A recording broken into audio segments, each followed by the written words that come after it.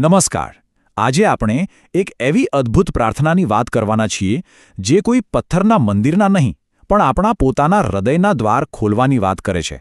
તો ચાલો આજે આપણે નરસિંહરાવ દિવેટિયા દ્વારા રચિત આ સુંદર ગુજરાતી પ્રાર્થના મંગલ મંદિર ખોલોના ઊંડાણમાં એક ડૂબકી મારીએ. અને આ રહી એ પ્રાર્થના એના સંપૂર્ણ સ્વરૂપમાં. શબ્દો તો જુઓ કેટલા સરળ લાગે છે નહીં? પણ સાચું કહું તો આ સાવ સીધી લાગતી પંક્તિઓમાં એક ભક્તની આખી આધ્યાત્મિક યાત્રાની કથા છુપાયેલી છે. તો શું તમે તૈયાર છો આ યાત્રાના દરેક પડાવને સમજવા માટે? આખી કવિતાનો પ્રાણ છે એક ભક્તનો હૃદયપૂર્વકનો પોકાર, એની એક અરજ. પણ એ અરજનું કેન્દ્રબિંદુ શું છે? આખરે એ માંગણી શું છે? ચાલો જોઈએ. વાહ, શરૂઆત જ કેટલી જોરદાર છે જુઓ તો. મંગલ મંદિર ખોલો દયામય, મંગલ મંદિર ખોલો. અહીં કવિ ખાલી કહી નથી રહ્યા, પણ દયામય એટલે કે કરુણાના સાગર એવા ઈશ્વરને પોતાના માટે કૃપાના દ્વાર ખોલવા માટે આજીજી કરી રહ્યા છે. તો આ મંગલ મંદિર એટલે શું? કોઈ ઈંટ પથ્થરનું બનેલું મંદિર? ના, જરાય નહીં. આ તો આપણી અંદર રહેલી દૈવી હાજરીનું, અપાર કૃપાનું અને એ આંતરિક શાંતિનું પ્રતીક છે જેની આપણે સૌને શોધ હોય છે. ભક્ત એ જ મંદિરને ખોલવા માટે વિનંતી કરે છે. ઓકે, તો મંદિર તો આપણી અંદર છે, પણ ત્યાં પહોંચે છે કોણ અને કેવી રીતે? ચાલો હવે કવિતામાં આગળ વધીએ અને જોઈએ કે આ ભક્ત પોતાની યાત્રાનું વર્ણન કેવી રીતે કરે છે. આ પંક્તિઓ સાંભળો, કેટલી ગહન છે. જીવન વન અતિ વેગે વટાવ્યું, દ્વાર ઊભો શિશુ ભોળો. આ બે લીટીમાં આખી જિંદગીની ભાગદોડ અને અંતે થાકીને પ્રભુના દરવાજે પહોંચવાની એક ક્ષણનું કેટલું સુંદર વર્ણન છે.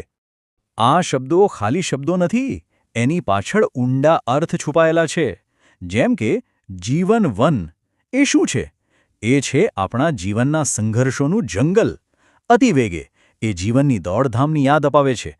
અને સૌથી સુંદર વાત, શિશુ ભોળો મતલબ આટલી લાંબી યાત્રા પછી ભક્ત કોઈ જ્ઞાની કે અહંકારી બનીને નહીં, પણ એકદમ નિર્દોષ માસૂમ બાળક બનીને ઈશ્વરના દ્વારે ઊભો છે. એટલે કે આખી વાતનો સાર એટલો જ છે કે સાચી શરણાગતિ એમાં નથી કે આપણે શું લઈને આવીએ છીએ, પણ એમાં છે કે આપણે શું છોડીને આવીએ છીએ. જીવનના તમામ બોજ, તમામ અહંકાર ઉતારીને એક બાળકની નિર્દોષતા સાથે પ્રભુ સમક્ષ ઊભા રહેવું એ જ સાચું સમર્પણ છે. અને જ્યારે ભક્ત આટલી નિર્દોષતાથી આવે છે ત્યારે શું થાય છે? ત્યારે થાય છે એક દિવ્ય પરિવર્તન, અંધકારમાંથી પ્રકાશ તરફની એક સફર. અને એ પરિવર્તનની ક્ષણ આ પંક્તિઓમાં કેદ છે. તિમિર ગયું ને જ્યોતિ પ્રકાશ્યો, શિશુને ઉર્મા લ્યો. અહીં અંદર જ્ઞાનનો ઉદય થાય છે અને ભક્ત ઈશ્વરને બસ એટલી જ વિનંતી કરે છે કે મને તમારા હૃદયમાં સ્થાન આપો, મને અપનાવી લો. અહીં તિમિર એટલે ખાલી રાતનો અંધારું નહીં, પણ આપણા મનનો અજ્ઞાન, આપણી નિરાશા. અને એની સામે જ્યોતિ એ માત્ર દીવાનો પ્રકાશ નથી, પણ જ્ઞાનનો, આશાનો અને પરમાત્મા સાથેના મિલનનો દિવ્ય ઉજાસ છે. તો જેવો એ દિવ્ય પ્રકાશ અંદર પ્રગટે છે, બધો જ આધ્યાત્મિક અંધકાર, બધી નિરાશા ઓગળી જાય છે. અને એ રાહતની ક્ષણમાં ભક્ત બીજું કશું નથી માંગતો, બસ ઈશ્વરનો સ્વીકાર, એમનું આલિંગન. ચાલો હવે આપણે આ પ્રાર્થનાના એકદમ શિખર પર પહોંચીએ છીએ, જ્યાં ભક્ત પોતાની અંતિમ અને સૌથી મોટી માંગણી રજૂ કરે છે. આ અંતિમ પંક્તિઓ તો આખી કવિતાનો નિચોડ છે. દિવ્ય તૃષાભર આવ્યો બાલક, પ્રેમ અમીરસ છોડો. આ શબ્દો ભક્તની અંતિમ અને સૌથી ઊંડી તરસને વ્યક્ત કરે છે. એક ક્ષણ માટે આ શબ્દને માણીએ, પ્રેમ અમરસ. કેવો અદ્ભુત શબ્દ છે! આ કોઈ દુનિયાવી પ્રેમની વાત નથી. આ તો છે ઈશ્વરના પ્રેમનું અમર અમૃત. એક એવો ગહન અને શાશ્વત પ્રેમ જે આત્માની સદીઓ જૂની તરસને એક ક્ષણમાં छिपाવી દે. તો છેલ્લે ભક્ત શું માંગી રહ્યો છે? કોઈ ધન, દોલત કે કીર્તિ? ના, એ તો બસ દિવ્ય પ્રેમના એ અમૃતની વર્ષા માંગી રહ્યો છે.